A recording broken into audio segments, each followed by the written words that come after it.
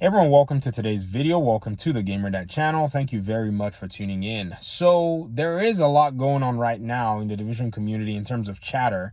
People are just talking about different incidences and all of that stuff. And, I thought I'd come out here to do a video like this just to discuss these things, just, from the top of my, head and off of my chest, just basically lay it out there because I made these two videos just recently and I used Division 1 footage and they're kind of related to the Division 1 in a very vague sense.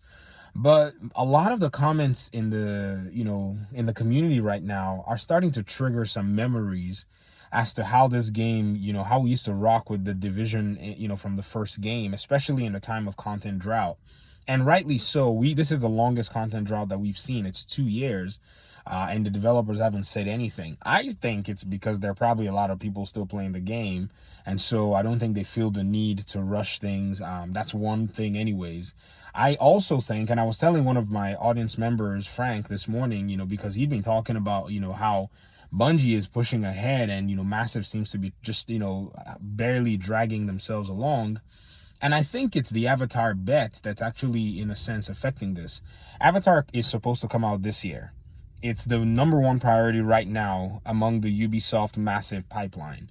And the bet that they actually placed on this game, they really have to come through. James Cameron is not a small, name that you can make a game for in today's world and not, meet the expectations. So I strongly believe that that bet is what they're trying to make sure that they're going to be able to put up, their evidence that they could do this project because they went all in.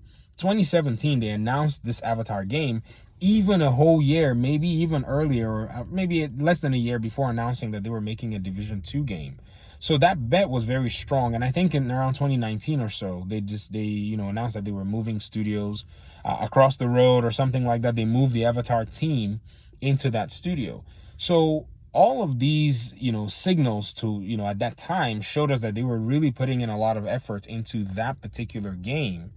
And the Division just happened to be in a sweet spot where it was already in development before Avatar. Because if you guys remember, the talk was that the moment the Division 1 hit the market, it was hot off the shelves. Just a few weeks later, they put together a team to start working on the Division 2, just, literally right afterwards.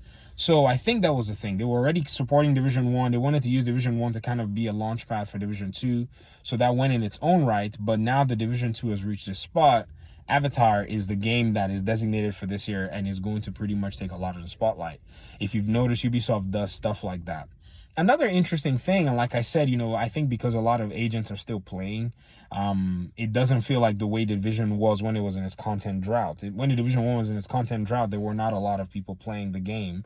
And one thing you can actually use, and I don't know if this is a metric, and I don't want to be an idiot here because I'm a YouTuber and I just want to be as humble as possible in this approach, is the views that we YouTubers collectively have been getting from the community is interesting. Now, I remember before Warlords of New York, there was a content drought and we seem to have a slight downslope in engagement. People judge the Division for Twitch and Twitch views and Twitch engagement.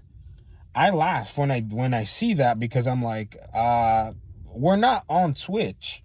The bulk majority of the content creators, even the ones that stream on Twitch, still provide content on YouTube. So YouTube is a better measure for engagement for the Division 2. Be it the people that are yelling at the game or being the people that are fawning at the game, there's still engagement within the community. I made this one video after I got my Eagle Bear on PlayStation on, hey, come join the clan or whatever. Video goes nuts. I didn't expect the video to do that. I just made the video because my clan members have been actively working to get people to come in so that they could see a side of the raid and get that weapon. And a lot of people seem to be interested in it. In fact, there's more interest in the raids right now than there was a while ago. I used to not like the raids. I never wanted to touch them. But, my clan members, they convinced me, and over time I got to the point where I was like, what else am I going to do in the game? I might as well get those raid items.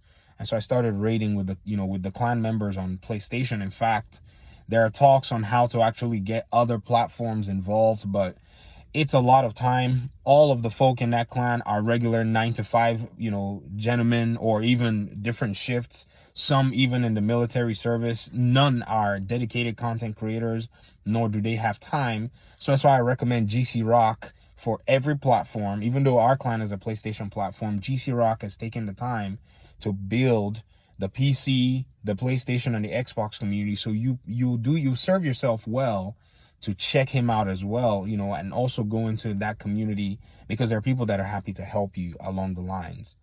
And so there's so much going on right now that the conversation continues to just stir up in a really interesting way. And I'm not talking about when content's coming or whatever it is with the developers and all that. I think we kind of see the logistics being weird with Avatar already just soaking up all the attention.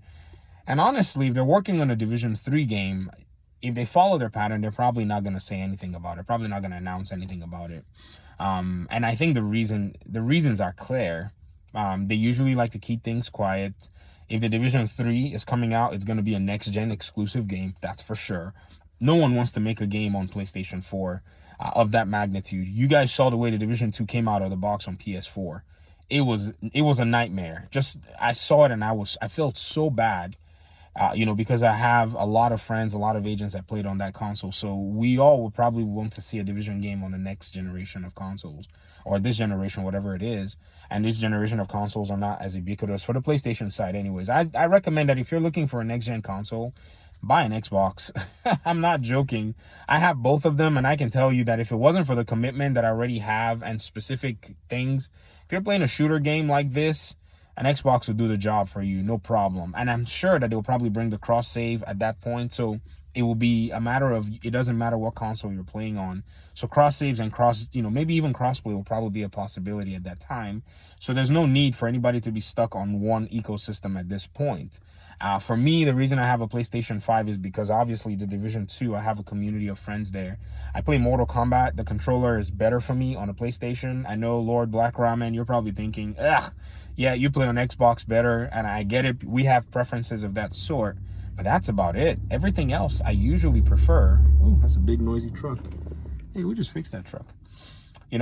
And it's something that I strongly believe that everyone in this community can start to, position themselves for when that happens. And I know there might probably dedicated PlayStation people. I get it, but honestly, PlayStation is not offering me any value right now, to be honest, especially with the Uncharted Legacy of Thieves $10 upgrade. That's when I was like, you know what, PlayStation, you might not be seeing any money from me ever again. Even still, as long as we get another Division game, even the Avatar game, I'm looking forward to, and I know many people aren't, but I'm down with that project.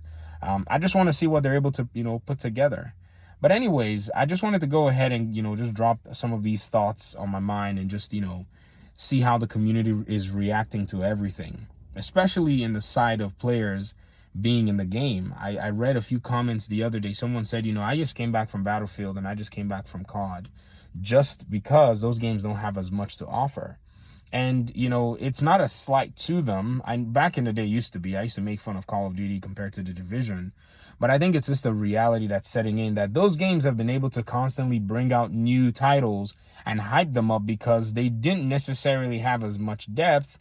Whereas games like The Division and Destiny has had to suffer and work to build up their player bases and build up the depth of their content. And now they're reaping the rewards because their games receive influxes and outflows over time. So when there's a drought in new games, people will run back to those games where they already have progression, characters, weapons, gear, and all that stuff, where they feel strong, or they move to another game for the meantime. And then if these games announce new content, people are going to come back. People are going to jump to Destiny. It's insane. The new Destiny content's going to be the Witch Queen. It's going to be you're going to think there's an earthquake that hit February 2022. That's for sure. But again, it's just quite interesting to see how players interact with these games. And even those who are not going to go back to Destiny, who say, I don't want to buy another expansion or another DLC, and they're Division players, they're going to go to Division. I mean, unless they want to play Horizon Forbidden West and Elden Ring, which some would play, but when you beat them and 100% them in like 80 hours, what are you going to do? It takes 80 hours to farm enough control points to, max out a few gear items. So you're going to come back and spend your next 80 hours doing that stuff in many cases. But that's it for me, y'all. I appreciate you guys so much for taking time to just hang with me. I'll talk to you guys in another video. Thank you very much for supporting the channel, and thank you guys so much for your interactions, your clicks, your likes, everything. It really does help. So talk to y'all later. Peace out.